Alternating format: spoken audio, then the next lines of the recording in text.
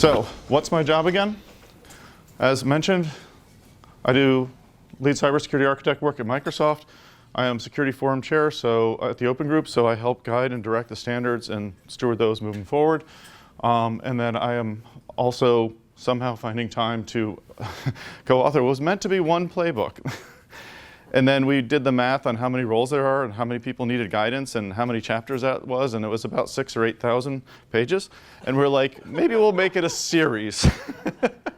So the first one's out. If anyone has it, I'm happy to sign it.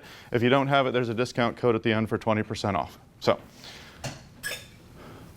all of these things that I do are representative of really one sort of, I don't want to say body of work because there's different intellectual property and ownership to it, but it's really one view, one way of thinking, one comprehensive end-to-end of how cybersecurity should be working, from the board all the way down to the bits and the bytes and the people that work with them. And we do it from, in the middle there, open group perspective. Here's essentially the skeleton. Here is the standard roles, the capabilities, the outcomes. We'll talk about those more in a moment. And that is the stuff that is just the simple truth at the center of everything. The playbook is how to do this in a completely vendor neutral, objective kind of way. And then on the left here, which is not showing up for whatever reason, is my Microsoft work where we say, okay, how do we translate that into an architecture and a strategy that helps you then use all of those Microsoft technologies that we put out, 50, 70 major products, in a coherent way to help enable that and do the technology part of the people process tech. Make sense? So I spend way too much thinking about way too many things, and sometimes people pay me to be an advisor, and if anyone's got a pile of money off to the side and they want some help, I am happy to accommodate. All right, moving along.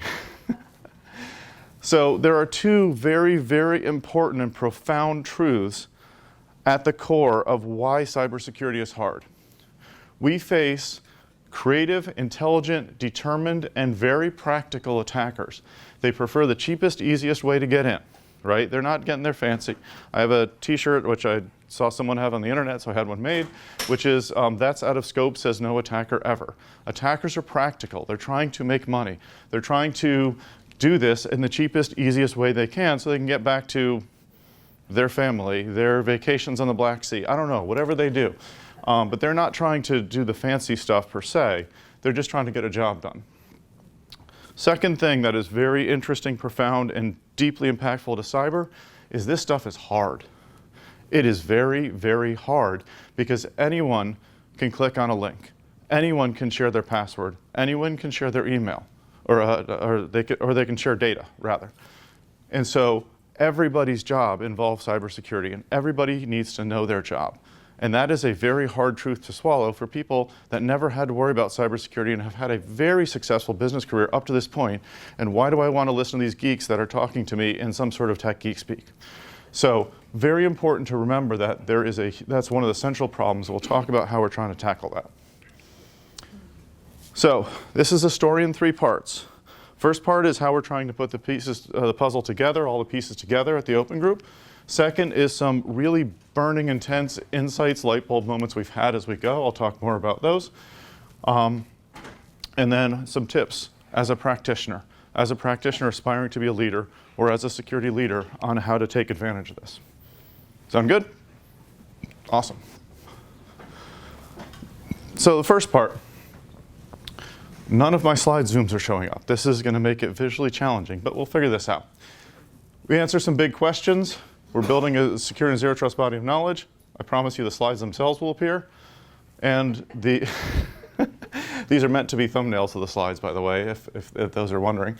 And there are about 73 or so roles that we've discovered so far that have specific responsibilities and accountabilities, and there's a difference between those for security. Either I'm going to get blamed for it, or I have jobs that I need to do to support somebody else who will be blamed if I don't do that right. And then use cases and how we imagine these to be used. So that's the first part. Let's go through that. So see, there's slides there, I swear. So the questions we set out to answer, some of the basics. Why bother with why do we bother with security and zero trust? What requirements do we have to meet? Those are very closely related questions. Half of our requirements come from the attackers because they do things we need to react. The other half comes from the business and the assets that they own because we're trying to protect that stuff against these attackers. So those two collectively create our requirements for security. We'll show how we're doing that. Zero trust, what the heck is this thing? And then how do I plan and implement it? And then execution coordination, which is where we're going to spend a lot of time today, who does what, and then guiding the architectures and teams. We put some stuff out for there. Risk, at the end of the day, this is a risk discipline. Risk is just bad things could happen. How do we stop it? And how do we deal with it when it comes through? That's risk. That's the whole thing in a nutshell. And how do I integrate that into like a very large, Fortune 10 bank, that has like a mature risk department? And how do I do it if their risk management is medium, right? So there's a big range of how you integrate into those. And so we're working on standards to address that. So mapping these out, you got your attackers on the left, red translates to blue. The attackers have goals. They have an operating model. They have strategies. They have tactics. They have techniques. MITRE's done a great job with some of that. NIST, Cybersecurity Framework, OWASP, a whole bunch of great work that's been done, but no one's ever connected and said, this is an attacker from the top to the bottom. And so we're doing that. We're connecting all those together and saying, what does this mean? Those implications of that are my requirements. Same thing on the business side. These are the ways that a business runs. They operate in terms of money and profit and loss. They deal with risk in these ways. They may have these things. Because of all that, we have another set of requirements coming from the business, because security is about keeping the attackers away from the assets. And so it operates in that space. So first thing we answered, all the green checks are released standards that are available. You can download them for free right now. Zero Trust Commandments basically answer, what does good look like? Because essentially Zero Trust security is, hey, the firewall isn't going to keep us safe, and IDS and IPS and all the other border stuff. How do we do security? And that's a very simple question with a very long, complex answer, which is basically Zero Trust, because we have to take that bad assumption out, because it, phishing, credential theft, et cetera, blows that out of the water, right? It doesn't work anymore. It's a bad assumption. And then we have to revisit how we do data security, how we do governance, how we do everything in security, questions that were essentially put to the side because, hey, the firewall's got us, right? And so that's readdressing that. Then you have to translate that so that all of your architects and solution architects, network architects can put this into the way they design and put systems together. So we put security principles for architectures out that essentially say this is what you copy paste into your documents for architecture and how you do the network design, how you do identity design, how you do enterprise architecture, and then integrate those in and then execute on those, right? So those are the first two things we put out. Roles and glossary we'll talk a lot more about today. Then there's also the Zero Trust reference model. In business, they define business capabilities. I need to buy raw material. I need to make a product out of that raw material. I need to sell that product. I need to service that product. I need to ship that product. How I ship the product may be a plane, a train, an automobile. The people, the process, the tech, all can change. But at the end of the day, product goes from my factory to customer, right? And how does that change? We have never defined that for security. We have never defined the outcomes and the things that we do, regardless of whether it's a SIM or an XDR or a SOAR or anything like that. And so that's what we're setting out to do. Implementation of it, as I mentioned, is going to take about 7 or 8 books to actually do properly. We're going to capture some of that in terms of here's the approach, here's the thinking, here's the things that should drive it, and a few examples to get you started. But we're not going to put out an 8,000-page standard, to be blunt. So that's where that's going to go. Got to measure progress along the way, manage it, and so we need a handbook essentially for managers there, maturity models and the like. And then one of the big things that's already out is, as part of the risk piece, is open fair. You need to be able to manage risk in terms of, is this a 2 to 4 million, 20 to 40 million, or is this a 20 to 40 billion dollar question for this company? And so you've got to be able to quantify it, turn that cyber risk into a dollar range, and that's what the open fair methodology does. Very rigorous, takes some time. You don't always have to use it for everything, but it does answer that question. Make sense? Okay. So jumping into the roles and glossary. Right now, we're sitting at about 73 roles. We may discover more, but these aren't all security jobs. All the blue ones you see, those are traditional security jobs. The ones that are halfway in between, anyone ever hear from a CISO, I don't know whether the identity team should report to me or the CIO? Sound familiar? Anyone that's ever had those conversations? My 15-year-old son says no. Apparently, I don't talk enough cyber at home. So there's an interesting job when you're in the identity team or the networking team, because you have both an enablement and a security job. It's like working in or being part or constructing the front lobby of a building, right? It is the digital lobby of the business. However people get through to the front door, it's got to be pleasant, it's got to be friendly, it's got to be welcoming so that we have customers and our employees getting their jobs done, but it's also got to be secure so that the valuable equipment isn't walking out the front door. So those folks have a very interesting job where they have one foot on both ships, and if either one sinks, it gets really bad really fast. So they have an interesting halfway in between. All the green ones are traditionally non-security jobs, but if I am a business line leader and I say, I want 100% uptime from this system, great, we're going to need redundant stuff so we can patch it. Now we're not funding that. But if something goes wrong, I'm going to blame the security guy. I'm going to fire you because you're not good at protecting my system using impossible constraints, which quite frankly is BS. But so they have jobs that they need to do as well. Making sure that accountability is right, that's part of the business leader's job. Executing on this, there's a lot of risk, cross-functional, legal, finance, et cetera. And by the way, all of these are support functions except for this. Your information workers, your frontline workers, that is your business. That is the people that are sitting in the retail shop selling clothes. That is the truck drivers. That is the people at the factory making the products. That is your actual business. The rest of these are support functions for how you make money or how you accomplish your mission or soldiers in the field, et cetera. So kind of keep that in mind. All right. So as we mentioned before, anyone can create risk, whether deliberate or accidental. Anyone can click a link, share data, share a password. Leaders can set those impossible targets. The easiest way to think about this for those that work in leadership positions, think of this like legal risk. Anyone can cause a legal risk for the organization, so people get basic training in that. Anyone can create financial risk. Anyone could screw up and start a fire in a building. You have to be able to have that level of trust and that basic literacy for these things and assign those accountabilities. So this is an example of, and so we're prioritizing two sets of things. So this is the example of one of the first, which is the organizational leadership, because for the most part, if security leaders come in and talk tech, anyone ever done this? Security leader talk tech to a business person? I've never seen this happen. Happens a lot. And what happens? The business leader thinks that the technology, right, goes over your head. So, and I don't understand it. Therefore, it's not my problem. It's your technical problem as a technical person. And if you don't solve it, I'm going to fire you and get someone that actually knows how to solve this. Because they make a very reasonable assumption, because if I can't understand it in plain language, then you're obviously not competent at your job to either explain it to me or to solve the problem that you should be able to solve. So when we talk tech to business, we set ourselves up for failure. We set ourselves up to take the blame as security professionals.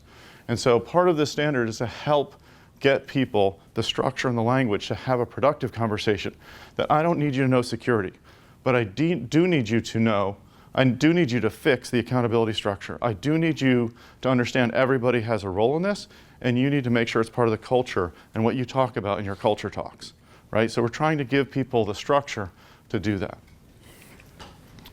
So these are accountabilities. We have structured both the accountabilities and responsibilities the same way. Here's a list of duties. Some of them are common to everyone in business. Some of them are specific. Every single one has a risk of neglect. If this job isn't being done, this is how it goes wrong. Very, very important on that. Question? I was just going to say, I've been seeing over time more CEOs being put on the hook for making bad business decisions that affect employees or customers, suing and like personally suing the CEOs of companies. Are you seeing that as an upward trend, or CEOs being more cognizant of that and trying to avoid? I've definitely seen a lot. Security in the past 5 to 10 years has become a board and business level issue. People know they need to do something, they don't know what to do.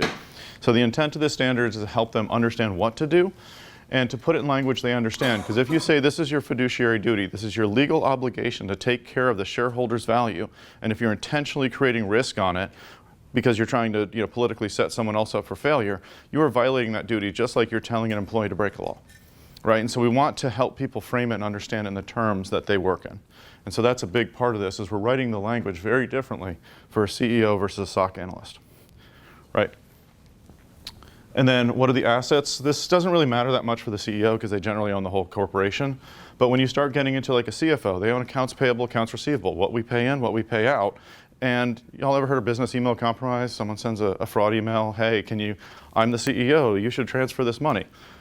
That's fraud, right? That's fraud over email, but they've had fraud over phone, they've had fraud by someone walking in, they've had fraud forever. The CFO owns that and making sure that those monies don't go to the wrong people. That's their job. Now, a technology person, they own a different set of assets. They own containers, they own servers, they own identities, they own endpoints. And so they have to be a custodian as a technology engineer, operations person for those. So it's really important for people to understand that. And of course, hey, you just gave me all these job duties, what do I need to know? And so we're giving them knowledge, skills, and abilities as a list of the things you need to know. Because how many people think that organizations send a whole bunch of phishing email tests and think that they've educated their entire workforce all the way up to CEO? Yeah. Reality is there's a lot of things that each role needs to know, some of which is common, some of which is unique. We're trying to give people a blueprint so they can produce useful training as opposed to an illusion of training. One example of this, and it's kind of funny, we were working on these before this happened at Microsoft with the Secure Future Initiative. So we got a case study that jumped up and volunteered in a very unpleasant kind of way for those at Microsoft through Midnight Blizzard and whatnot. But Microsoft did do the right thing, and we are making security part of everyone's jobs. I did get my legal team's approval to show this. This is a screenshot of my actual performance review, the form part, right? Not the actual fill out part. I'm not going to give you that. It was actually pretty decent, but I'm still not going to give it to you. So the security core priority, everybody has this. Everybody has to work with their manager to negotiate what is my job in security. If I'm in marketing, if I'm a lawyer, doesn't matter. What is my job in security? So we talk about that and a few other things at the Secure Future Initiative site. Great example there. So flipping over to the other side, this is more of a responsibility side of those security job functions. This is security operations, or the SOC. These are the jobs that have to be done. You got the manager at the top, your traditional tier 1, tier 2, 3. Don't like that terminology, but everyone knows it. We think of it as triage, investigation, and threat hunter. You got the folks that manage the platform and the data engineering, your Splunk, your Sentinel, ArcSight, whatever it happens to be. Hopefully not ArcSight, that's old. Sorry. Threat intelligence, incident coordination, and management, and they have a role greater than the SOC. They have to tell everyone what happens, because if you keep running into the same wall every time and you don't actually try and change your behavior on it and work with the engineers and whatnot to redesign the system, and you block an IP, which is pointless in today's day and age with the rotating IPs, that is not enough. You've got to have people work with the engineers and operations that know how these systems work to implement changes. And by the way, these are the latest attacks we're seeing all the time. Oh, let's integrate those into our changes, right? We cannot have that connection not be there. Then attack simulation, detection engineer, reverse engineer, some more familiar terms. So, how can you use these roles in the role definitions? Organizational planning, fairly obvious. Education, as I mentioned earlier. Planning and managing outsourcing, like, hey, we can't do this, we can't hire someone, we can't afford to have someone do it, but we can get a service in there to do at least something in that space. Building a job role and job descriptions. One of the biggest problems we have in cyber is God knows what the heck the recruiter or hiring manager was thinking, or where they copied pasted from, or what the prompt was in ChatGPT when they actually created that job description. We're trying to get to the point where we have a standard set of things that this is a normal role and you adjust off the default instead of just winging it and doing something really crazy. Or asking John, who's a great analyst but a terrible writer, to actually write it. Not John specifically, that was just a random name, John Doe. Evaluating candidates and performance. Do they have the skills that we need? And then as a personal person, have I built the skills that I need? And then evaluating the performance, are they using the skills, et cetera, and performing against it? So it makes things a lot more rational, a lot more thoughtful, a lot more professional. Make sense? So a couple of the light bulb moments we had along the way. Most people make the same mistakes over and over again. Like the mistakes we see are very, very common. We call them anti-patterns. It's a pattern, but not a good one.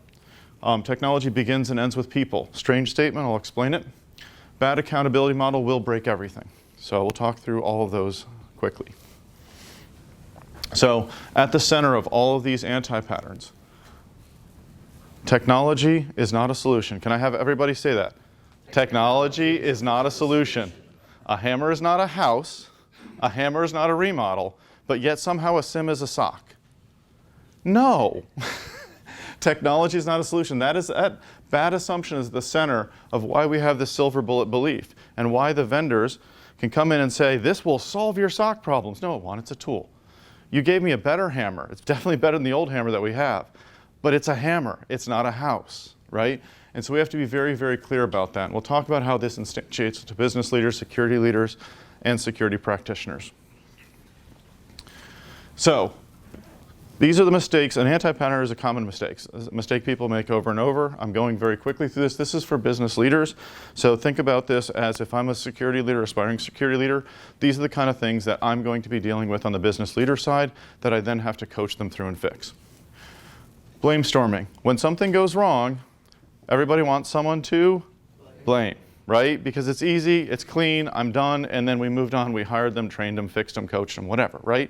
Easy solution. Problem with security is who causes attacks? Is it an employee or is it the attacker? The attackers cause the attack based on mistakes that were often made by the IT or the business people who often have no idea that they made that mistake or that it was actually a security problem. So there's a whole lot of ignorance, there's a whole lot of accident, there's a whole lot of innocent ignorance is what I mean there. So it's really important. Now sometimes in this, fiduciary duty is judged by like the legal system, right? Not by you as a consultant or whatever.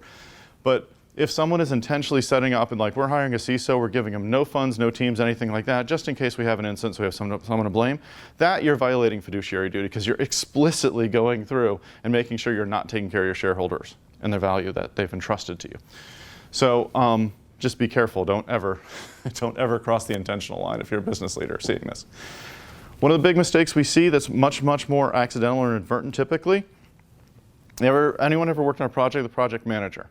They talk about risks, right? Think about project risks. Like, hey, we might miss our deadline. We might not have enough scope. And they manage risks. They're good at that. But oftentimes people mistake project risk for organizational risk because the project manager has not been empowered by the CEO to accept up to a $3 billion loss because their project decided not to patch. That is not their call. That is the call of whoever the CEO trusts, maybe themselves, maybe one of their business leaders, to accept that. That is not lateness of the delivery. Make sense? So that's a huge mistake that often happens. Some other symptoms that we see a lot, delaying security until it's at the end, isolating security because, hey, it's not my job, it's their job, so I'm just going to separate them and my IT teams don't need to talk to them. And of course, the just this once fallacy. Oh, we'll just let this chemical fire, burn out in the lab just this once, right? It's okay. Cybersecurity is not naturally contained. Cybersecurity spreads naturally, right? So we have to make sure they understand that. And some best practices, which I don't have time to go through to do that, that's why I wrote them down. Next, business leaders. First one is extremely important, so I'll cover that one. Naturally, you will be blamed if you're a security leader because that's the default assumption of the business leader. So your first task, and this is basically getting you oxygen so you can breathe and do your next work, is you have to cover yourself. You have to cover your assets, cover your donkey, however you want to say it. You have to cover yourself and your team, and if someone does something that's risky, you have to write it down and say, are you accepting this risk? That is the number one thing a security leader needs to do to buy themselves time to survive and to operate. That's just how it is.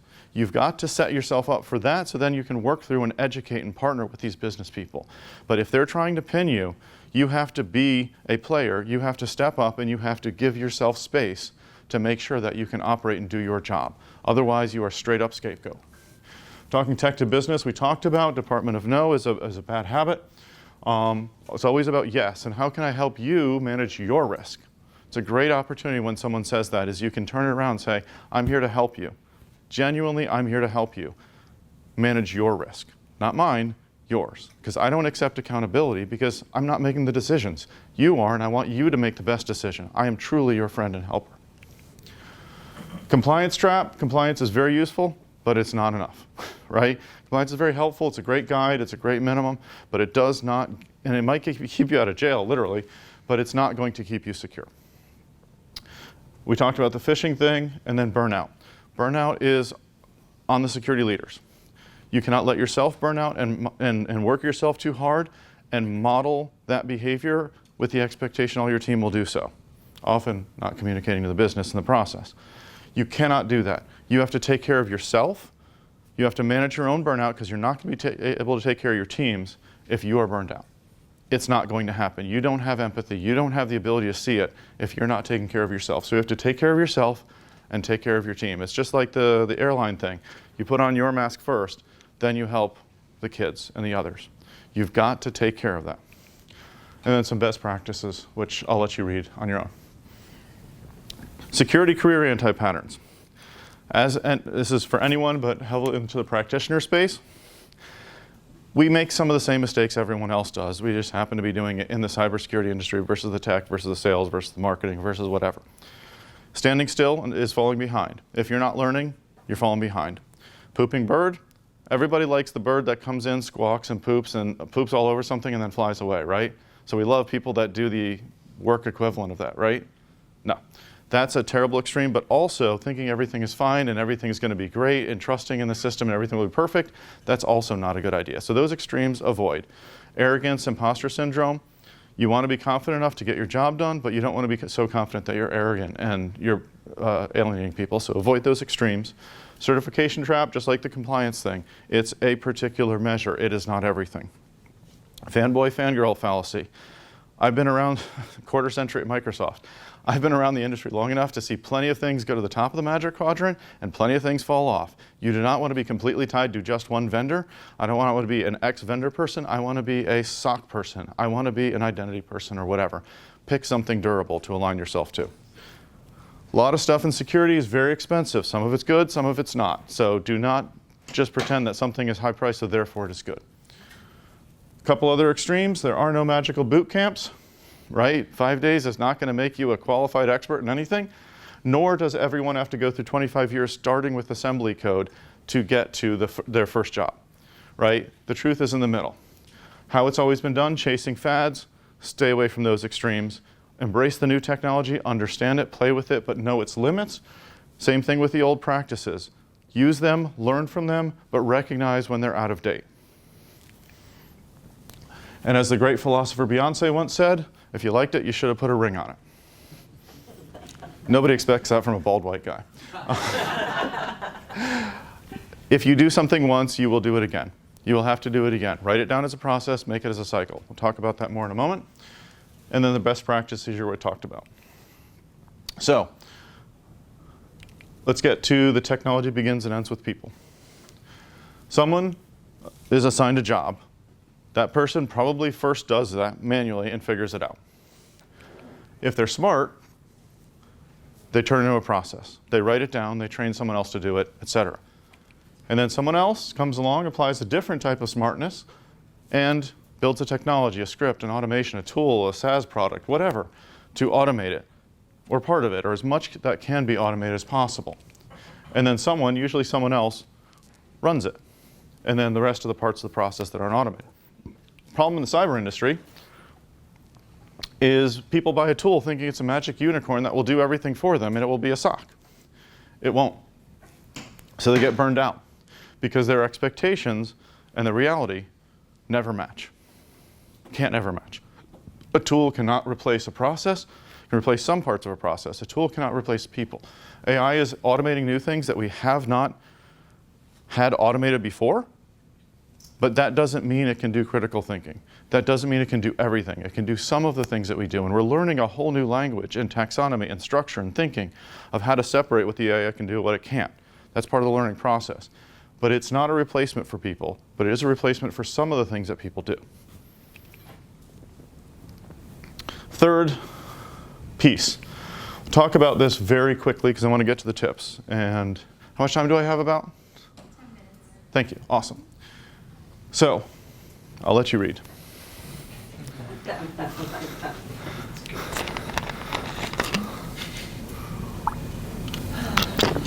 The last 10 to give away who's actually experienced this. Yeah. Talk about shoot the messenger. Not just the messenger, the person that warned you and tried to keep you out of that pain. Well, that person probably talked in a language you didn't understand, so there's a little bit of like, Klingon to English kind of problems here.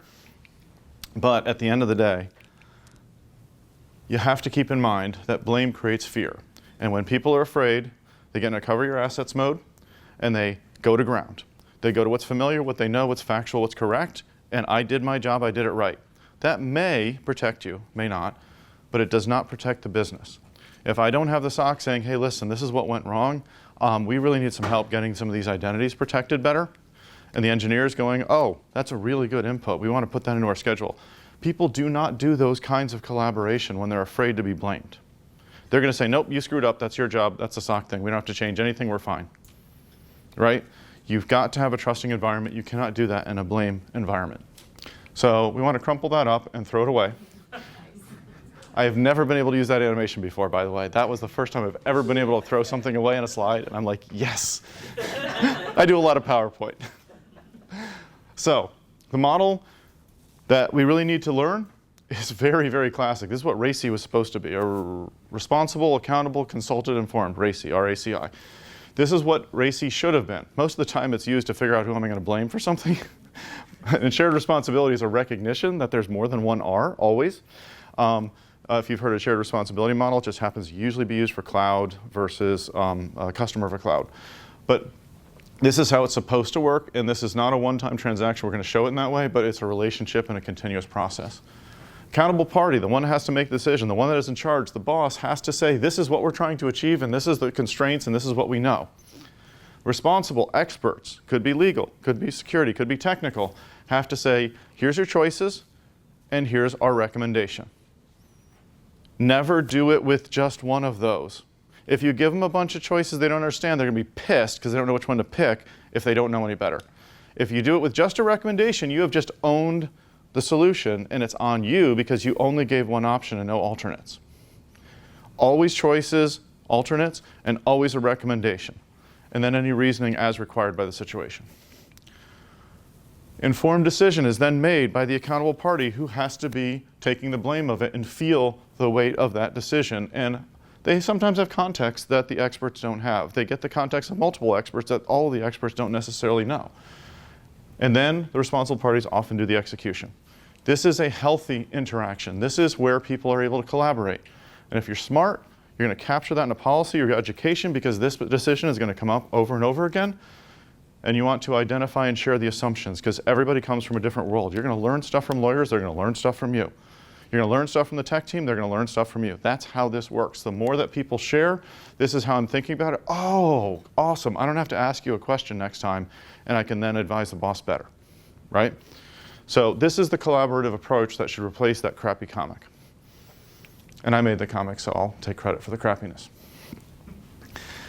So essentially, bringing this up to the big picture really quick to wrap this up. So you've got your business functions that own everything about a production line, a factory, a fleet of trucks, whatever it is they own in the business. And then you have your responsible folks, your HR, your finance, your legal, and security should be there and treated the same way. 5 minutes, thank you. That's 5 minutes till question time, right? Thank you, awesome. So quick case study. Old way, crappy way. A, security is the security team's problem. B, security is everyone's job, the right way to do it. You're buying a very expensive MRI machine or factory equipment. You're spending millions of dollars on something you need for your business, which is why you're spending millions, which you wouldn't normally spend. Say you skip security, which is the norm. Innocently, intentionally, doesn't matter.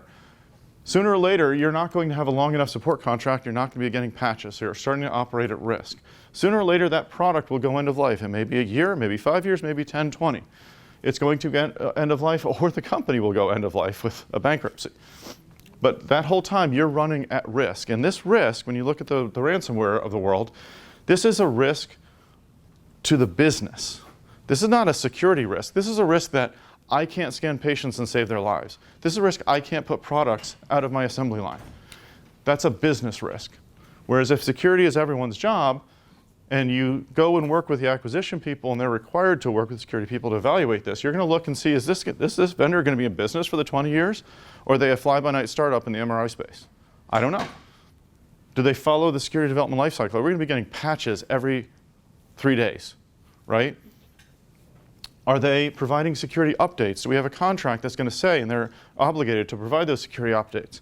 And if some of those things aren't true, you still may need that one-of-a-kind product.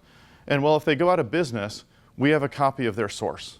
And we can have our developers patch it. You can make up contingency plans and figure that out if you're asking for this. Because the salesperson and their VP and their boss and everybody up to the CEO that wants that 10 or 100 or 150 or $500 million contract, before that sale, they are willing to say yes to anything. Oh yeah, 10 years of support, 15, 20, happy to do it, we'd love to do it, please sign the check. After you sign that check, who? Use that moment. If it's not in the acquisition process, you all know cybersecurity sellers, right? If it's not in the acquisition process, you're not going to get it. It's got to be part of that initial negotiation.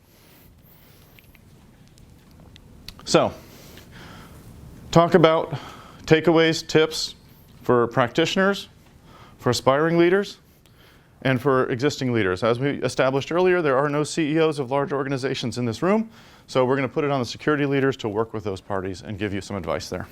I figured it was fairly safe to assume that Tampa B-Sides doesn't attract like Fortune 500 CEOs. Just an assumption on my part. But there are good people here. So, security practitioners. Number one rule, get stuff done. Focus on the outcomes. There's 1,000 distractions. There was that joke that I appreciate a lot during the opening this morning.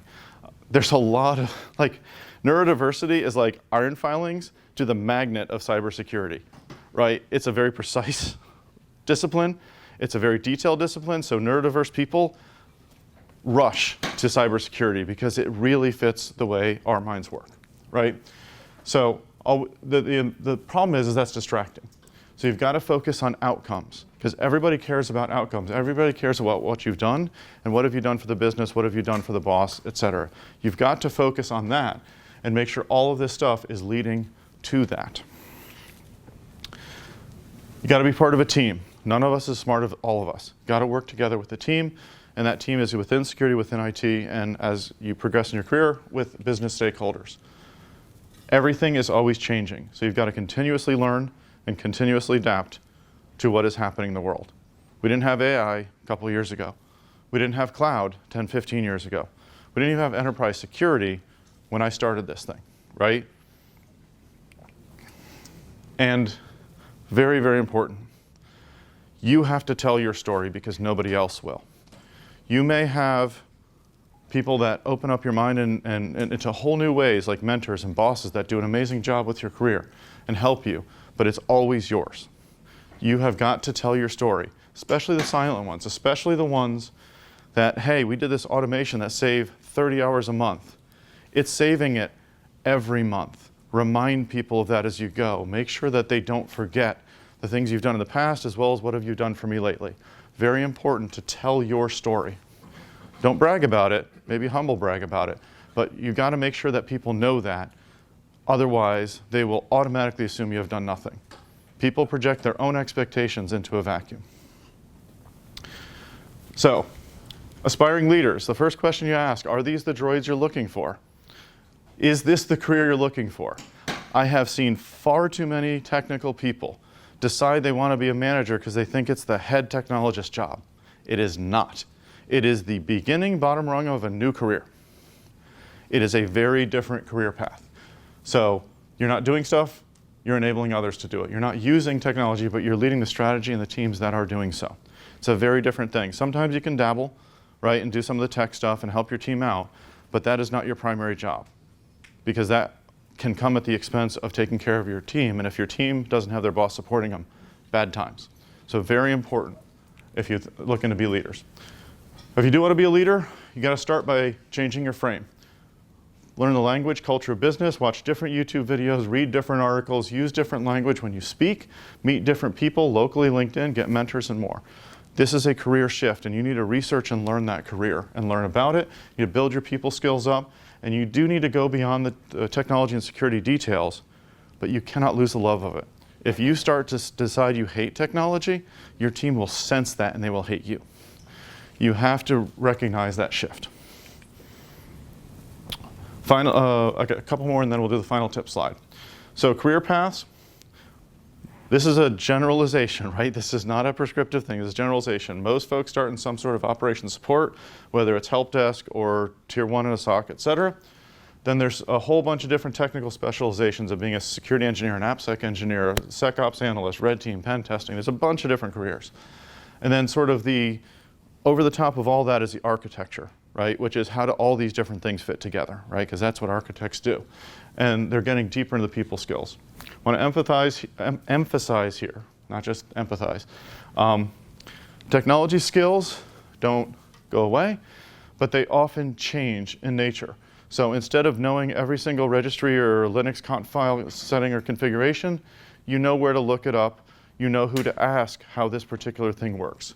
Those technical skills change, and you're always, always, always adding people skills. You have to be able to influence people, and as much as you know stuff on the technology and security side. If you don't, then you're not effective. Think about it this way. If technology, and I'm a technology team and nothing has changed in the organization over the past year, I haven't been successful because technology is about change, making the business processes better. Same thing with security, making it more secure. If nothing has changed in the technology landscape that I'm helping to try and secure over the past year, I have not been successful in that year. I have to drive change as a technology and security person. It's the nature of my job. So those people skills have to be growing from the very beginning and continuing, especially if you decide on taking that management track, and especially if you go all the way up to senior leadership, because some CISOs do go beyond there. So senior leaders, I'm going to go through this very quickly. Educate and align with those non-security roles, guide, coach, and clear obstacles for their teams. And then the interesting thing is they're not the only ones doing this. They should not be the solo bridge. There's a bunch of roles. Everybody has to talk with non-security people, but there's a bunch of roles where you should be doing it a lot and regularly. So I do want to have time for questions, so I will wrap it up very quickly here. Security practitioners, get stuff done, be part of the team, continuously learn, adapt, and tell your story. Aspiring leaders, learn that business side, get your mind in that space, get your language in that space. Build your people skills. By the way, people hire someone that is already doing the job or part of the job. Those are the best people that they want to hire, is someone that's not just aspiring to do it, but they're already growing beyond their current role, and they're starting to do it. I'm going to pick that candidate over someone else in a heartbeat, because I know they care about it enough to do it and stretch beyond their current job. I just got lost. Okay. Language, culture, of business. Build your people skills, get beyond the tech without losing the love. And then security leaders. You've got to educate those business leaders and align to the business and take care of your team. So a couple resources for you. I did promise the discount code, but the Open Group Standards got some links there. I'll be sharing this deck out. The Security Option Framework at Microsoft is what I work on to bring all this stuff to life with Microsoft tech. The Zero Trust Playbook there is the first of that series. Take a picture of that discount code. That's good till sometime in June, I believe. So print an ebook. You do have to go to the PAC-T site, not Amazon, to get that discount. And Mark's List. I post a whole bunch of stuff there on my LinkedIn. So and there's some useful standards as well that I included too. So questions? Sir? I was curious on why the CISO role was absent from your executive slide. That was, it was actually there. It was the top of that bridging role. Whoops, wrong direction. Let's try this one more time. Yes, Chief Information Security Officer. Well, it was a little bit, it was a slide earlier in your deck. Oh, you mean the progression one? Yeah. Yeah. Had all the, This one? the CIOs, CEO slide. It's like the fifth or sixth slide in your deck. Oh, okay, with the full list? Yeah. Yeah, it's on there. It's just buried in technical leadership because it is one of several. You got your CIO that handles the tech you have, CTO is introducing new tech, CISO is securing over all of it. Okay. Question in the back. As a leader yourself, have you ever had experience where you have a member on your team who you see is maybe not up to par but would do better in a different area? Have you ever coached them or redirect them to something that's more suited for their skill set? I've definitely coached and mentored people into different places. That is not my gift. I'm not a manager. I'm a very senior IC that works with a lot of these leaders and managers. But yeah, I've actually coached and mentored people into those directions, and I know a lot of people that do that. And it's the best thing you can do for an employee is take care of them. If they're in the wrong job, you don't want to let them sit there, flounder, fail, and then fire them out. That's no good. You want to take care of them, and if you can find the right role for them in your company, Microsoft is big and diverse, that's usually the best option. And then if, guess what, this person would be ideally suited for, a different organization or competitor, customer, whatever, help them on the way. That's what the best managers do. Great question. Cool. I think we probably have time for like one more question. Anyone else got a question? Sir. This is a little bit personal, but I'm curious, how much do you spend your time working on what you would consider Microsoft things versus open group things? So I've tied those two together. So all the stuff that was blocking people from fully taking advantage of our products and technologies, either seeing the value before sale or using it after the sale, we kind of addressed a lot of the technical blockers, the architecture blockers, and all that kind of stuff with my early work. And then we realized some of the stuff that was broken was just endemic to the system, and it didn't make sense to publish this under a Microsoft name. And so what we're doing is we're publishing, and the Open Group has its own processes, right? This isn't Microsoft just dumping stuff on them. And so the idea there is, as I develop stuff in there, then when I bring it back and it becomes part of the CISO workshop, part of the MCRA, the recent release of the MCRA has probably about a dozen Open Group slides, which we credit, including that role slide and a few others, just to, because we want the world to have it and to sort of straighten out the industry, but we also want to then take advantage, map our products to it, show how that works. So it's hard to draw a line, if that makes sense. Awesome. With that, I will close out. Thank you all very much for coming. I really appreciate you spending your time here listening to me blab on. Thank you.